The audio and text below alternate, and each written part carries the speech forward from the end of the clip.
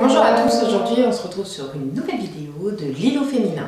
Alors j'espère que vous allez tous très bien et que ces vidéos vous plaisent. Aujourd'hui on va aborder un nouveau thème, on va aborder la gestion de ses ressources.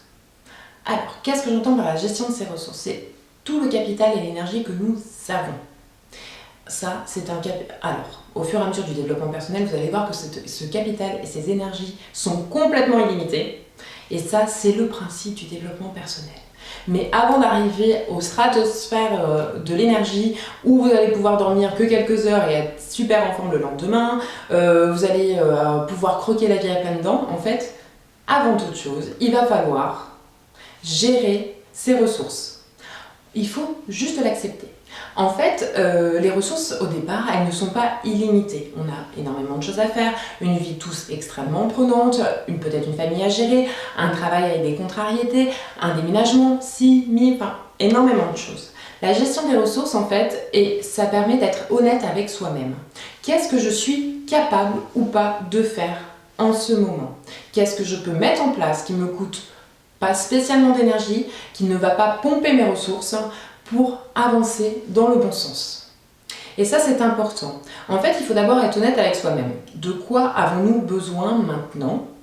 Est-ce que c'est faire du sport et se lancer dans un semi-marathon alors qu'on n'a jamais couru? Est-ce que vous en avez besoin?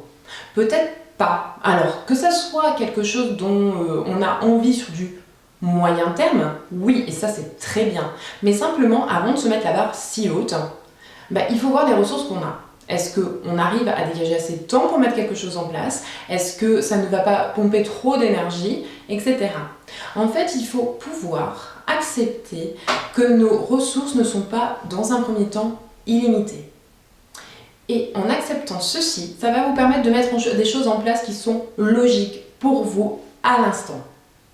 Mettre la barre trop haute, ça va ne servir à rien du tout, à part se décourager, se mettre de mauvaise humeur et à la sortie, rien faire de bien.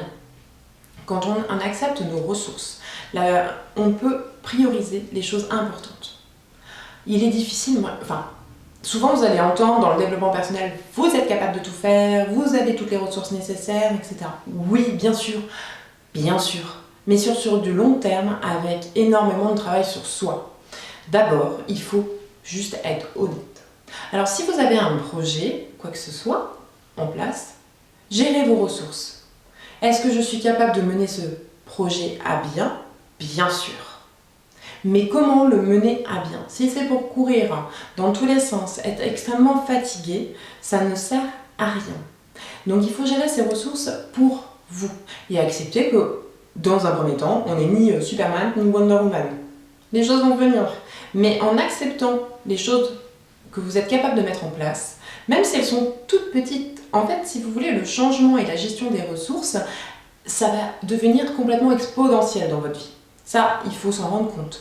Mais simplement, il faut commencer par des petits changements, petit à petit. Des petites ressources, voilà. On grignote quelques ressources à droite à gauche, on se réorganise différemment. Pour qu'au fur et à mesure, en fait, il y ait une spirale d'évolution qui se mette en place. Mais d'abord, il faut commencer petit. C'est tout. Et ça, il faut l'accepter. Et l'essentiel, c'est de commencer. Quand je vous parle de la gestion des ressources, c'est que vous ne pouvez pas être partout au même moment. Vous ne pouvez... Alors, c'est peut-être triste à dire, mais dans un premier temps, vous ne pouvez pas avoir une carrière extraordinaire, être un sportif de haut niveau, être un super cuistot, tenir votre maison au carré comme c'est pas possible, être la femme parfaite, la maman parfaite, l'épouse parfaite, l'amie parfaite. Non, ça c'est pas possible. Et de toute façon, être parfait ça ne sert à rien. Et vous avez des ressources. Il faut bien les affecter par rapport à vos priorités. Est-ce que ma priorité, c'est de faire une carrière extraordinaire? Est-ce que ma priorité, c'est d'être une mère de famille comblée? Est-ce que ma priorité, c'est de faire du sport à outrance? Parce que vous n'allez pas pouvoir tout mettre en place. Et à partir de là, une fois que vous avez trouvé ce qui est extrêmement important pour vous, il sera plus facile de faire des choix et de gérer vos ressources différemment. Si vous avez envie de faire une carrière extraordinaire, ok, c'est bon, lancez-vous. Mais peut-être que de l'autre côté, il va falloir mettre la barre un petit peu plus basse. Et ça, c'est ok. En fait, il faut être OK avec ses choix, OK avec ses ressources.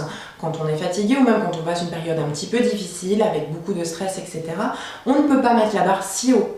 Ça va vous créer des frustrations, ça va créer de l'angoisse et du désespoir. Donc, si vous avez décidé de mettre la barre très haut, bon, redescendez un petit peu la barre. Le tout, c'est d'y arriver.